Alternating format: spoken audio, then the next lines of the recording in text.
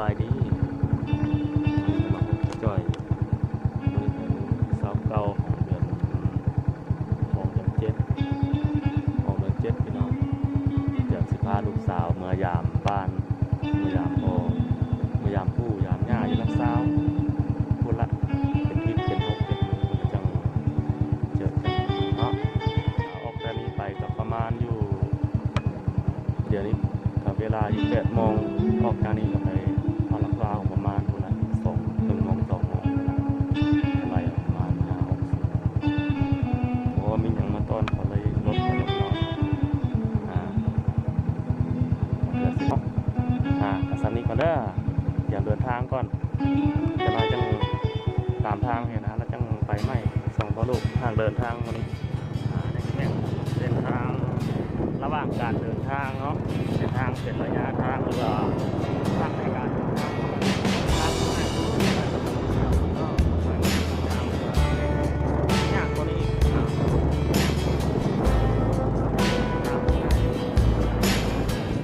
เพราะว่าตอนเรือนี่มันเมื่อยทางเส้นทางทางละเฮืองทางละคนละเฮืองทางราคา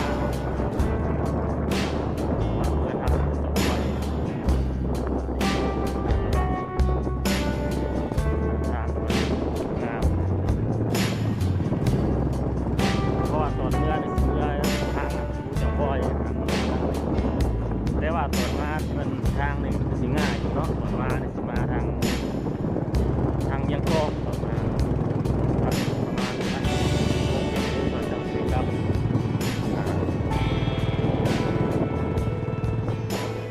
โอ้ไม่นานเนาะผ่านมาจะได้ชั่วโมงหนึ่งเส้นทางเรายังมาเส้นทางครับ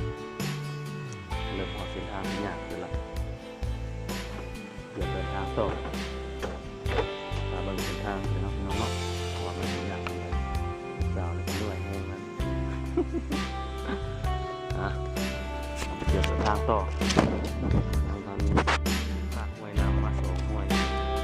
จะมาไปห้วยตัวหน้าเนี่ยมันเป็นห้วยพักเสาตัวเมือง